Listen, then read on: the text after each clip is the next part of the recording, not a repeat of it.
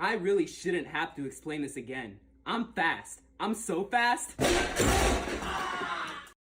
So I just saw Sonic 2 by Jeff Fowler, and it was about what I expected. Having liked the first movie, I figured this one would be about the same quality, and I was right. The one major thing I didn't like with the first Sonic movie was that it focused on the humans a lot, which I always thought was weird because who cares about the humans in a Sonic movie? Except for Agent Stone. I liked Agent Stone, which prevented it from being really a Sonic movie and more a road trip buddy kind of movie. It was still decently funny from what I remember, but Sonic 2 focuses more on Tails and Knuckles, which is good because it is a Sonic movie after all. With Knuckles being my favorite in the film. Idris Elba had great comedic timing throughout the film, and his pairing with Jim Carrey as Dr. Eggman was really good.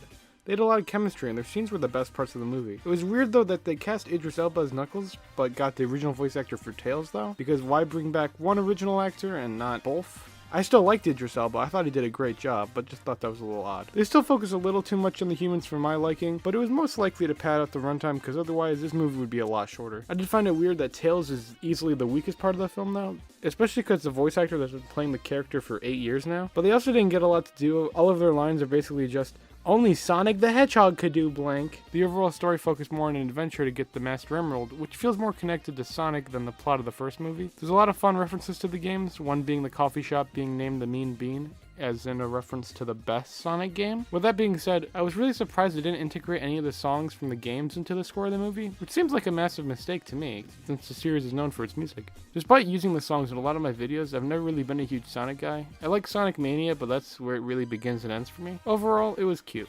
This is definitely the best video game movie we've gotten so far, as it's leaning on the video game elements unlike every video game movie ever. That's what we've been waiting for! It's what we wanted all along! Also, there really wasn't much competition. So, if you're a huge Sonic fan, you've probably seen this by now anyway, but I would recommend it. As someone that's not really a Sonic fan, but enjoys the characters, I also recommend it. I give Sonic 2 a 7 out of 10. I also saw Ambulance by Michael Bay, and it was good. I didn't even know this movie existed. I saw absolutely zero trailers for it and have heard nothing about it, but I can say that was really good. The plot is that Jake Gyllenhaal and his brother Will rob a bank for $32 million, but Will does it so his wife can have an experimental surgery, and Jake Gyllenhaal is just kind of an asshole. The whole heist goes wrong with everyone but Jake Gyllenhaal and his brother dying. Will shoots a cop who ends up in an ambulance with a paramedic, then eventually the two steal it to try and get away from the police.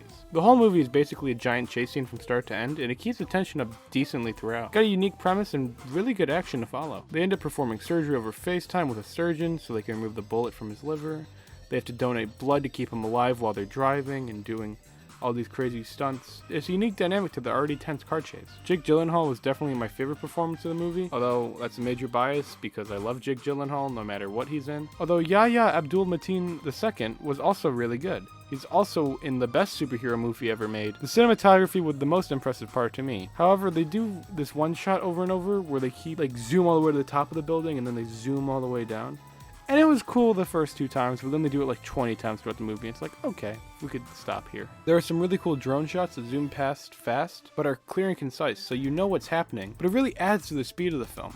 The comedic parts of the film didn't really work for me. I think I laughed once or twice, but most of the time it just weirdly breaks the pace of the scene. There's a part where the two leads sing a song to calm down, but then it abruptly ends, so there wasn't really a point to it. It doesn't even calm them down. I'm not saying it needs to be a gritty movie or anything, but the comedic scenes just felt poorly timed. My other complaint is the whole reason they're trying to save the police officer was to avoid jail time for killing a cop, but also you're going on this massive car chase with cars getting flipped over and exploding. At least 2 people have died from that alone. Also, you start shooting at the helicopters. At that point, you're not getting light sense for that. There's no way you can pass that off as, Your Honor, I was in a dark place. Get a candle, Jake Gyllenhaal. The main guy in charge of stopping the car chases keeps talking about trapping them, but then every time he's about to trap them, he remembers that they have 2 hostages and makes them pull back. It was kind of goofy. It was like he kept forgetting. Overall, it was a fun action movie. There are no 3-dimensional characters. This isn't a movie that will make you think. Just something to watch for fun. And there's nothing wrong with that. The action was shot well, and I thought the performances were good. And that's all it really needed to be. If you want a good chase movie, then I recommend it. I gave Ambulance a 6 out of 10.